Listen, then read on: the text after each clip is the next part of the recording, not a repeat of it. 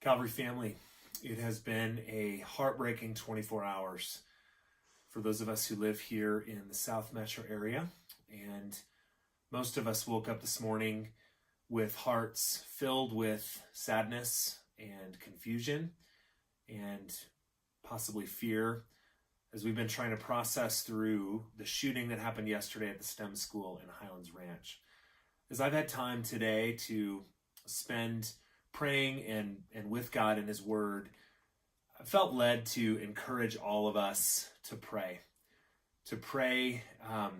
very honest, humble prayers, to pray our feelings to our God. So as we're feeling scared, as we are feeling confused, as we feel really sad and sorrowful, to pray those prayers to God, to take our feelings to Him in prayer, honestly, to just go to Him as we are, and to not feel like we have to get things all cleaned up and all polished up to sound a certain way or be a certain way before we talk with Him, but just to go to Him like children, going to a loving, gracious, wise Father.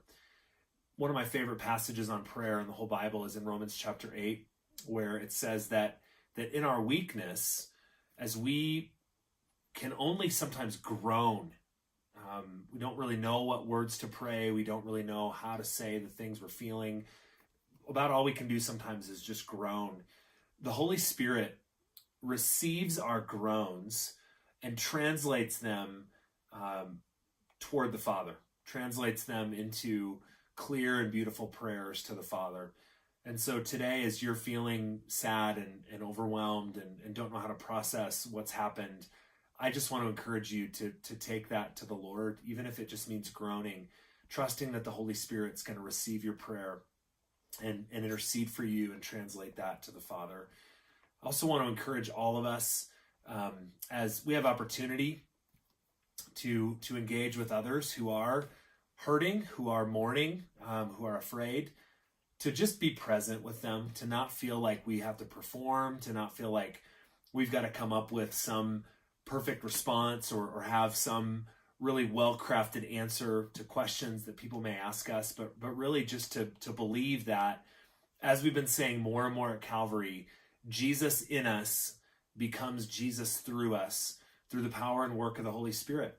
And so we can be present with people. We can weep with those who weep and mourn with those who mourn. We can put our arm around someone who's crying and just hold them.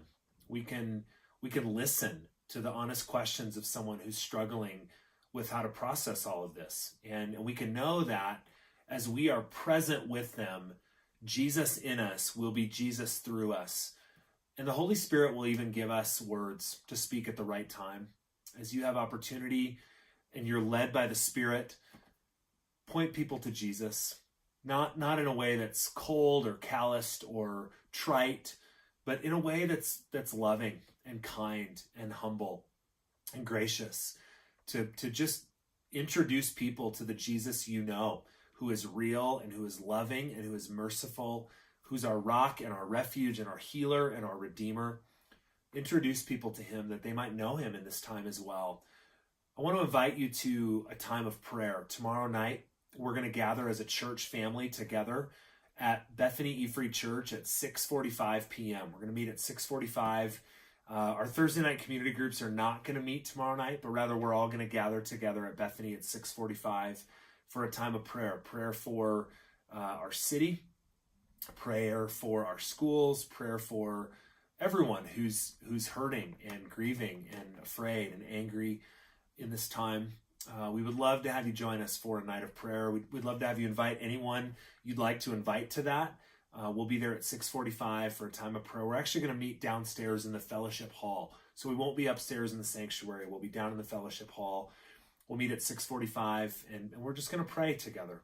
As God's people, we're going to go to God in prayer and ask Him to do things that honestly only He can do in our hearts and in our city and in the hearts of those who are really hurting right now.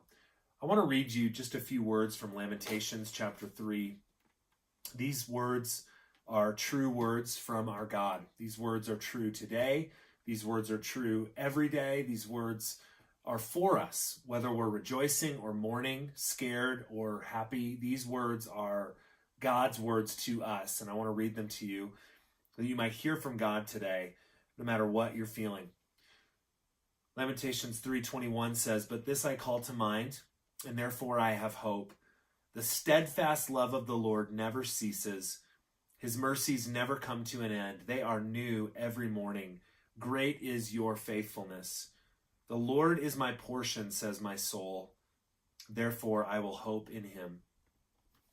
Calvary family, our God is merciful. Our God is faithful.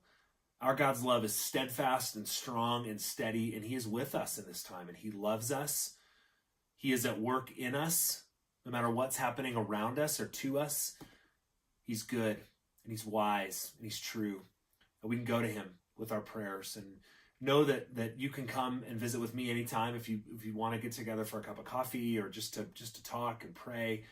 Send me a text or give me a call, shoot me an email. I'd be glad to meet with you. Any of our pastors would be glad to spend some time with you this week or in the coming weeks as you're just processing and praying through what you're feeling. So I love you. Hope to see you tomorrow night at 6:45 for a time of prayer. I'm praying for you, and I'm looking forward to praying with you, Calvary family.